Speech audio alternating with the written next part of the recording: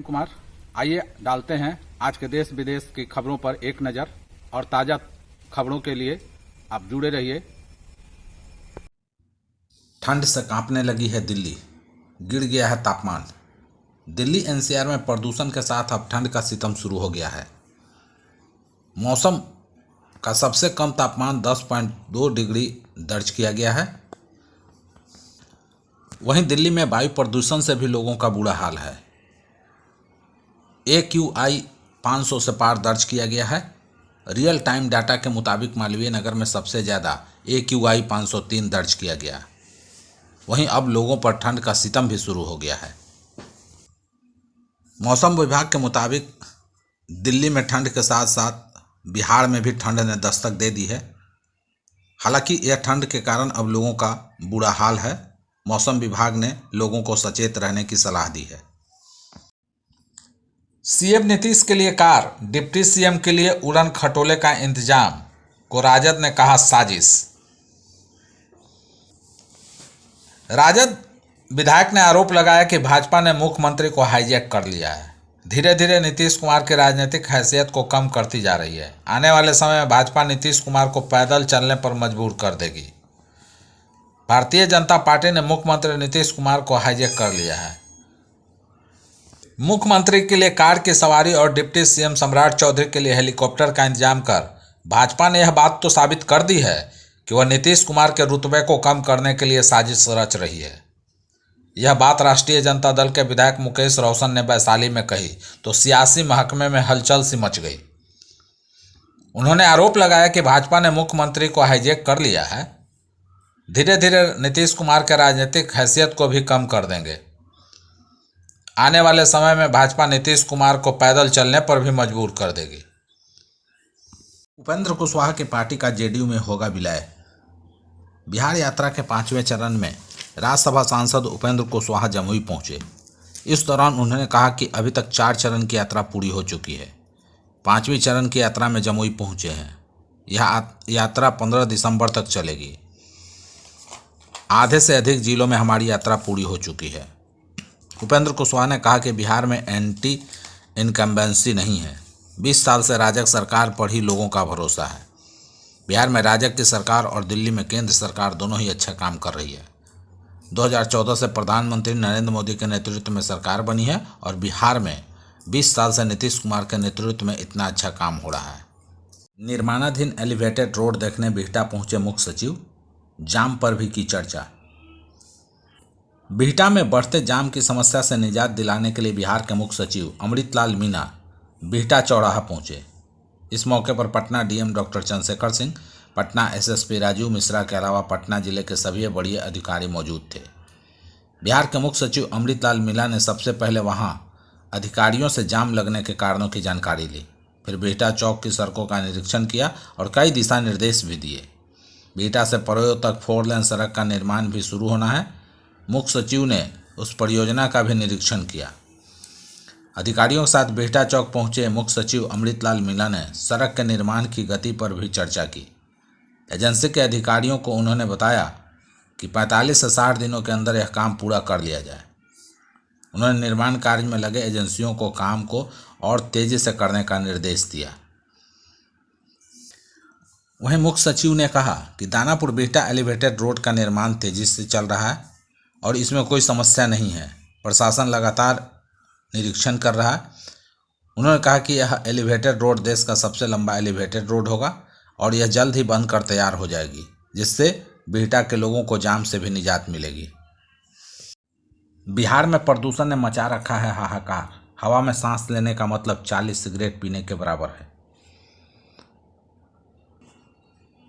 बिहार में प्रदूषण ने हाहाकार मचा रखा है, खासकर हाजीपुर में, जहां वायु गुणवत्ता सूचकांक 400 के खतरनाक स्तर को पार कर गया है। इससे लोगों को आंखों में जलन और सांस लेने में तकलीफ जैसे परेशानियां हो रही हैं। जानकारों का मानना है कि हाजीपुर की हवा में सांस लेना 40 सिगरेट पीने के बराबर है। बिहार के कई जिलों में हवा की गुणवत्ता खराब श्रेणी में पहुंच गई है, जिससे स्वास्थ्य आपातकाल की आशंका बढ़ गई है। हाजीपुर में प्रदूषण का स्तर इतना अधिक है कि कुछ देर बाहर रहने पर ही आंखों में जलन और पानी आने लगता है। पटना और गया जैसे शहरों में भी लोग प्रदूषित हवा में सांस लेने को मजबूर हैं। महिला हॉकी टीम पर पैसे की बारिश, सीएम नीतीश का हर मेंबर को 10 लाख देने का ऐलान। बिहार के मुख्यमंत्री नीतीश कुमार ने भारतीय महिला हॉकी टीम को एशियाई चैंपियंस ट्रॉफी जीतने पर बधाई दी। साथ ही टीम के प्रत्येक खिलाड़ी को 10 लाख रुपए नगद पुरस्कार देने की घोषणा भी की है। सीएम नीतीश कुमार ने सोशल मीडिया पर पोस्ट कर इसकी जानकारी दी। उन्होंने अपने सोशल अकाउंट एक्स पर लिखा कि राजगीर के राज्य खेल अकादमी और बिहार खेल विश्वविद्यालय सह राज्य खेल परिसर में आयोजित एशियन महिला हॉकी चैंपियनशिप ट्रॉफी में भारत की जीत पर बधाई और शुभकामनाएं। नीतीश कुमार ने आगे लिखा कि बिहार में पहली बार आयोजित एशियन महिला हॉकी चैंपियंस ट्रॉफी में भारत ने फाइनल मुकाबले में चीन पर 1-0 से जीत दर्ज कर इतिहास रच दिया है, जो पूरे देश के लिए गौरव की बात है। यह जीत भारतीय टीम की कड़ी मेहनत, ऊर्जा और धैर्य के साथ ही दृढ़ संकल्प को दर्शाती है। ग्रामीण इलाके की सड़कें होंगी चकाचक, सीएम नीतीश कुमार ने दी 8,837 करोड़ की सौगात। बिहार के सीएम नीतीश कुमार ने राज्य के ग्रामीण इलाकों के लिए बड़ी सौगात दी है। सीएम ने ग्रामीण कार्य विभाग की 8,837.77 करोड़ रुपए की 6,199 योजनाओं का उद्घाटन और शुभारंभ किया।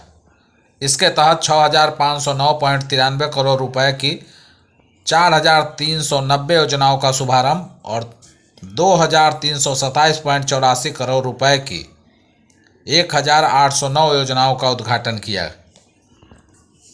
इस दौरान मुख्यमंत्री ने कहा कि यह बहुत खुशी की बात है कि ग्रामीण कार्य विभाग ने कई सड़कों और पुलों का उद्घाटन और शिलान्यास किया है, जिससे ग्रामीण इलाकों में आवागमन बेहतर होगा।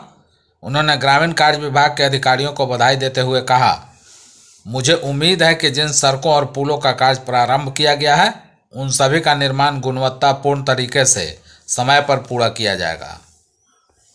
नीतीश कुमार की बढ़ेगी बेचैनी, झारखंड महाराष्ट्र के एग्जिट पोल देख मोदी के हनुमान का भी नहीं डोलेगा मन। हरियाणा में शानदार जीत के बाद झारखंड विधानसभा चुनाव को लेकर आए ज़्यादातर एग्जिट पोल में रिजल्ट भारतीय जनता पार्टी के हक में जाता दिख रहा है। अगर ऐसा होता है तो यह बिहार भाजपाइयों में अति उत्साह भरने के लिए काफ़ी है।